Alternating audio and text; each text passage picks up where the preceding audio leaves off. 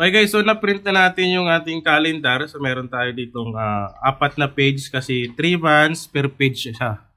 At meron din tayong pinaka cover natin. Ayan, pinaka header.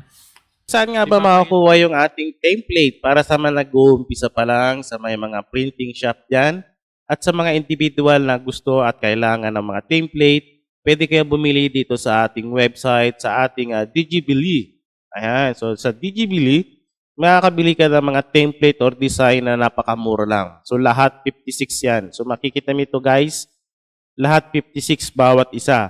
Okay, so tulad dito sa ating cover na intermediate pad, so 56 pesos lang yan. Ayan no. So gagawin mo dyan, pag bibili ka, add to bag mo lang. Ayan no. So click mo lang add to bag. So check out.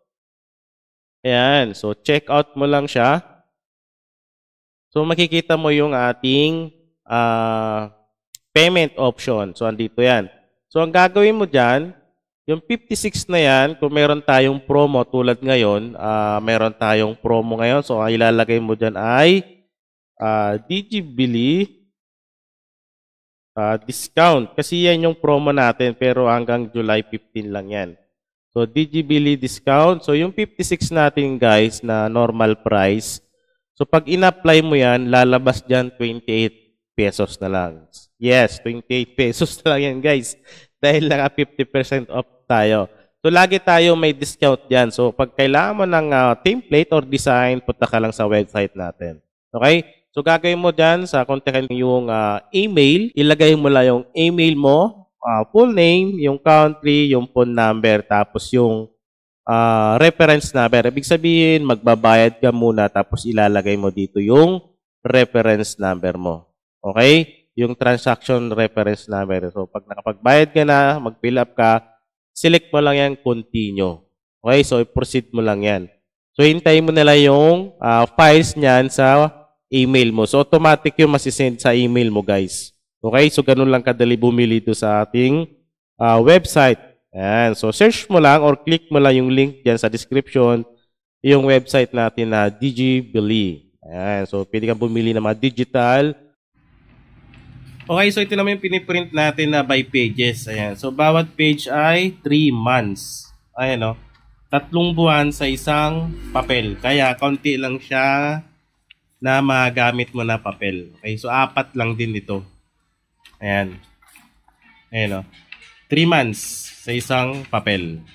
Okay? So, ang settings, paper type, ay yung pagkaka-print para mas matingkad yung kulay. Yung papel, 70 GSM lang to.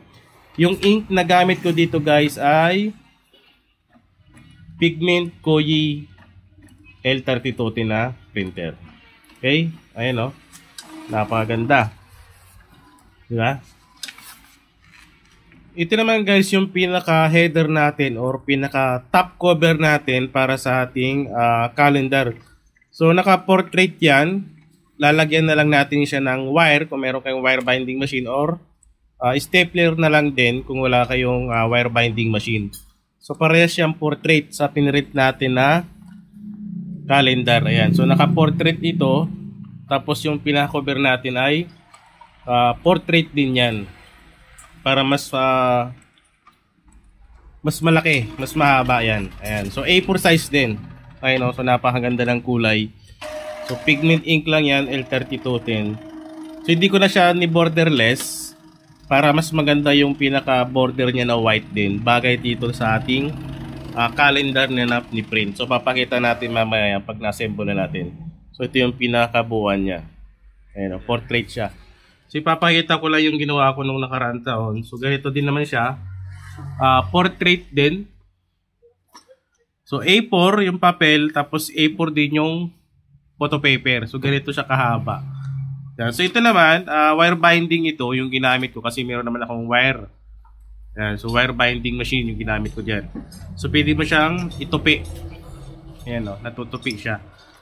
So meron din siyang butas, nilagyan ko ng eyelet gamit yung puncher natin. So mahaba. Ayan. So maganda naman din to. Magandang design. So mahaba talaga siya. Kasi dalawang A4. So ganito rin naman gagawin natin. So pinagkaiba lang. ang gagamitin natin ay stapler lang para sa mga walang wire binding machine. Okay, so stapler. So ordinary stapler lang din naman kasi ano lang din naman to 4 pages lang. Kayang-kaya na yung ordinary stapler. Tapos itong photo paper natin. Okay? So ang gawin natin dyan, ayan, so papantay lang natin para naman may design. Diba? So pag napantay na at sure ka na yan na yan, gawin natin dyan, i-stapler natin. Okay, so ito yung gamit kong stapler. Yan. So pantay lang. Pag alam mo ng pantay na, punch mo na. Diba? Yan. So tatlo lang para katamtaman lang. Sa gagamit ka ng ganito. Para